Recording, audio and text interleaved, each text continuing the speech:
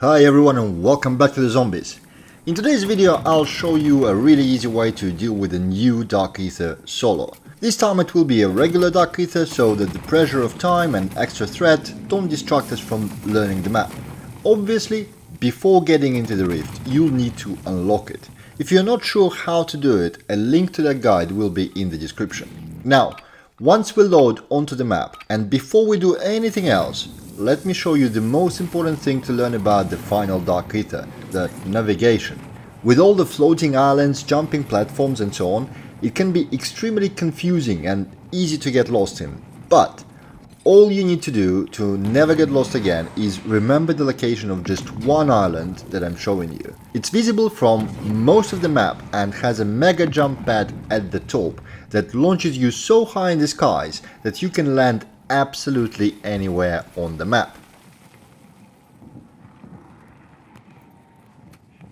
Not only it gives you a really fast mode of transportation, but also an escape route off the map if things start going south. For no real reason, I call this place a central island. Remember just that, and this Dark Aether will become the easiest one for you, whether going solo or in the team. When navigating the map, you can see 3 light beams going up in the sky. These are the locations of 3 contracts you can do. I prefer to start with the Outlast, but in general the order doesn't matter. Once you took the contract, proceed to the P&D location at the base of the high-rise tower.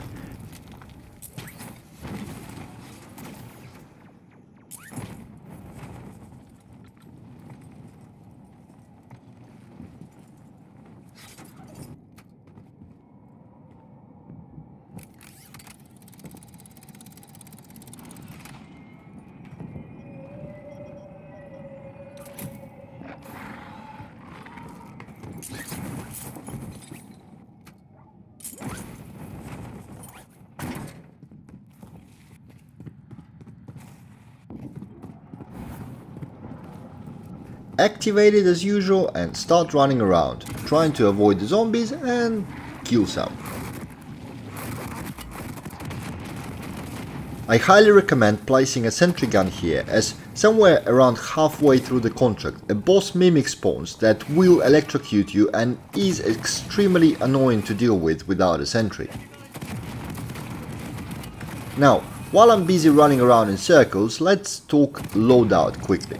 You can see I didn't really bring anything special with me. All I have is my RGL, a bunch of self-revives, Casimirs and some sentry guns. That is really all you need here. But obviously having more good stuff makes your life a lot easier.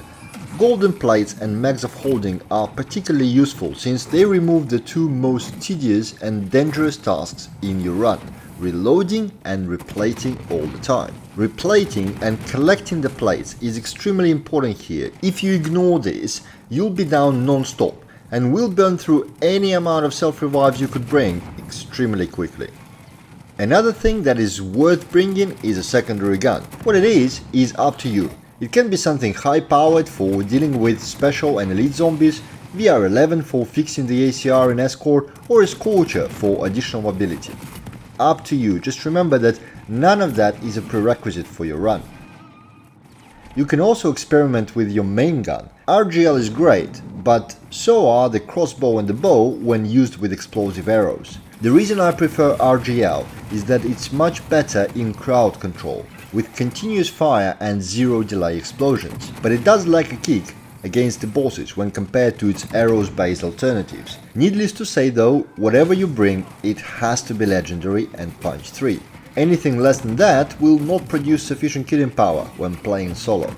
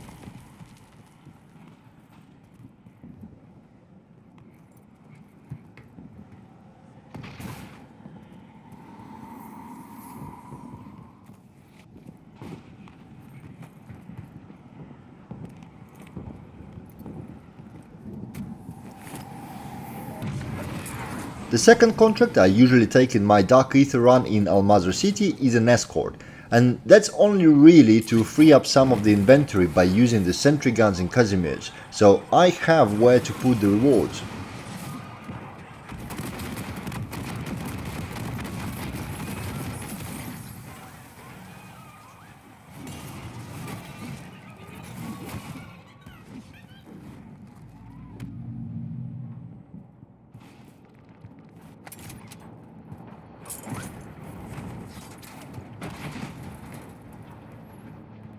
Your tactics for the Escort contract is very standard here. Place a sentry gun on the ACV, take out anything approaching from behind and any special zombies in front. Use Casimirs during the stops and energy mine whenever the special zombie gets too close to it. If you don't have a VR11 to heal the ACV, I suggest you run next to it instead of riding on it. That way, most of the zombies will stay aggroed at you rather than your tank, and it will take less of a beating while getting between the vortices. If you happen to have any deadbolt turret circuits on you, they will come quite handy, as there's almost always one or two turrets along the route and they obviously make your life a lot easier. Now, while we have time along the Escort route, let's talk rewards and why at all would you want to go into the regular Dark Aether. Obviously, you do not get any schematics in the regular DA, but apart from that, the rewards here are generally quite awesome. By now I did probably 24 runs here, and every single time I got out with some legendary tools, flawless crystals and classified acquisitions ranging from new things like a Disciple Bottle and Bandolier to proven classics like Ether Blades and Golden Plates. In other words, this Dark Aether seems to be an excellent way to build your stash of cool and useful items or replenish those that you are waiting for your cooldowns. Occasionally, you still get some crap rewards, but that's RNG, no way around it.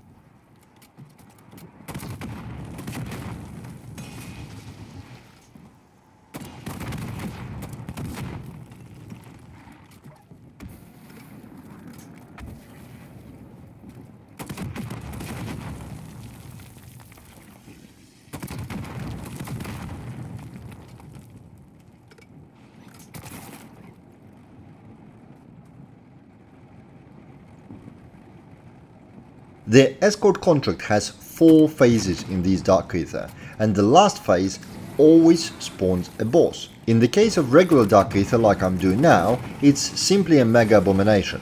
In the Elder, it's a boss disciple that spawns a Mega and a bunch of elite Hellhounds. When playing solo, I tend to mostly ignore the boss, mostly trying to keep their attention away from the ACV rather than actively trying to kill them.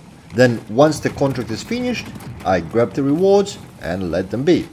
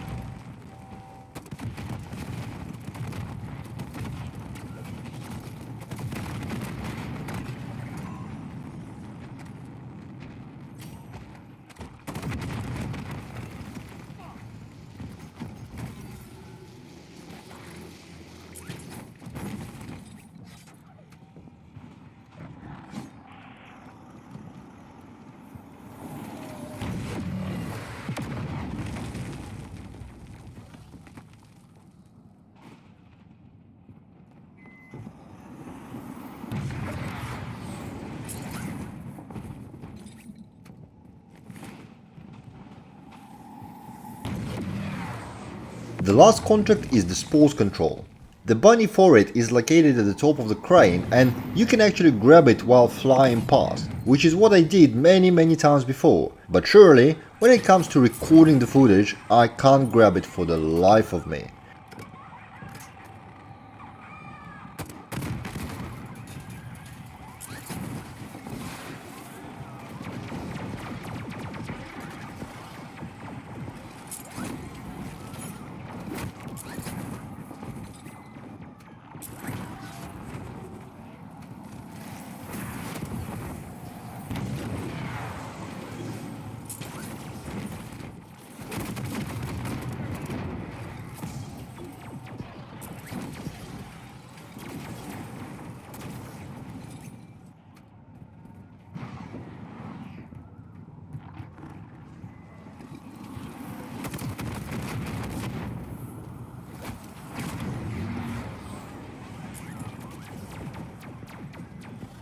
If you're the same and having a complete brain fart trying to get it on the move, don't worry, rotate around, use the central island to safely land on the crane and grab the bloody thing.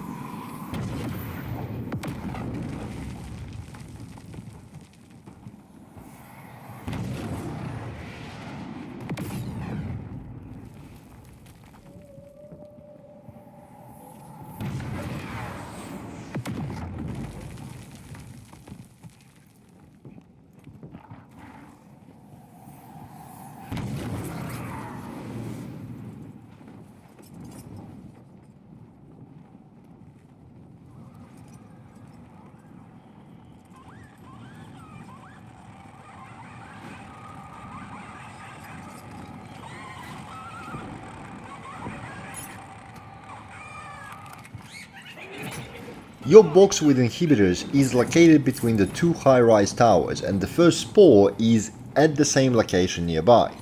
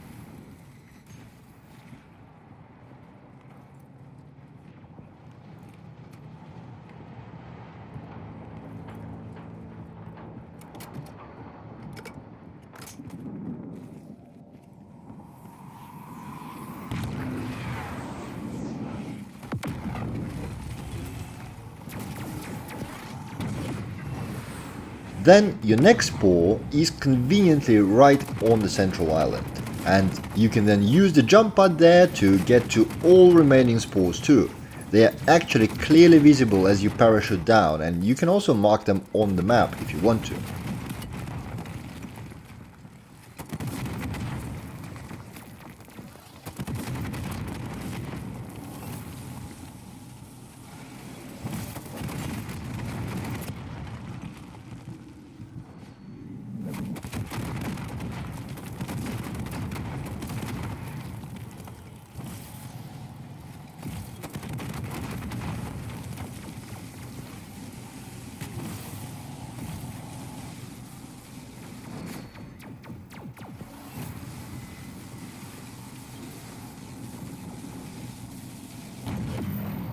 Now just do the grind, visiting each spore one by one.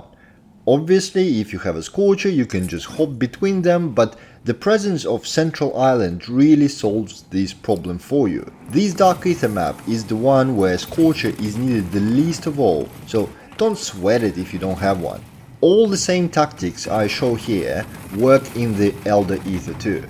Of course, it's mainly a topic for another video, but once you spend some time in the regular DA and got comfortable with navigation, grinding those schematics in the Elder is a non-issue. If you're playing solo only, you'd probably want to stick to 2 contracts of your choosing in the Elder instead of running all 3. I've heard complaints that schematics in this Elder are much rarer than in other rifts, but in my own experience, I only had one run when doing all 3 contracts didn't give any schematics at all.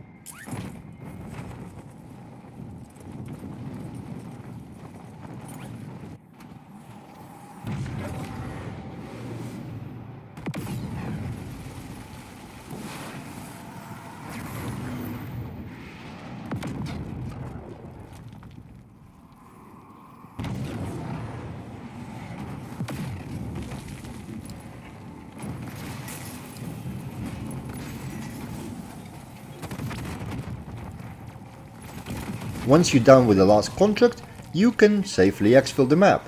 Just use the central island to jump on top of the high rise and the portal is conveniently located right there. There's also an additional exfil at the post office, but since it requires a key to be obtained first and getting to the tower exfil is so easy, I can't really see any reason at all to use the other exfil. Alternatively, you can also go for R4D detector and do the Easter egg for the Echo Entity boss fight. The one in the regular Dark Aether does not unlock the STG blueprint, but it can serve as a good training for the big fight and get you more of the good rewards, including almost guaranteed Elder Sigil. But that Easter egg is definitely a topic for another video. Whatever you choose though, I hope my video was helpful. Thank you for watching and I'll see you in the next one.